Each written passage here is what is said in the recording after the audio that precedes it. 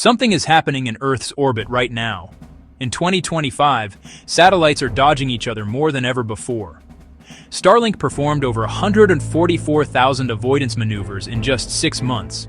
China and NASA have already coordinated directly to prevent a collision. Some orbital bands, especially near 775 and 840 km, are now so crowded that scientists believe the chain reaction has begun.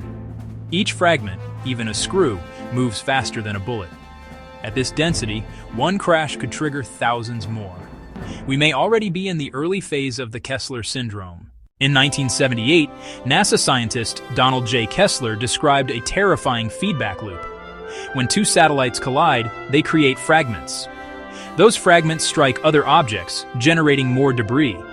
The cascade grows exponentially until parts of low Earth orbit become unusable. The European Space Agency estimates more than 140 million fragments larger than 1 millimeter already circle the planet. Every impact adds to the storm. Low Earth orbit is home to weather satellites, GPS, internet networks, and space stations. If the debris density keeps rising, these systems could be lost for decades. Astronauts would face deadly risk, and launching new missions could become impossible. Each piece of junk has kinetic energy equal to a hand grenade. Avoidance maneuvers are costly and burn valuable fuel. Without international coordination, a single mistake could start a cascade that no one can stop.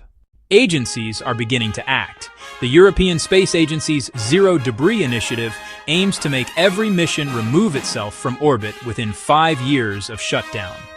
New technologies like ion beam shepherds, robotic tugs, and net-based collectors are being tested to nudge debris into safe re-entry.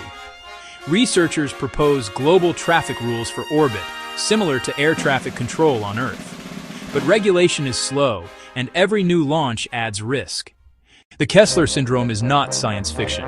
It is already shaping the future of spaceflight. If we act now, orbit can stay usable. If we wait, we could lose the infrastructure that connects the world. The question is no longer if it can happen, only whether we can still stop it.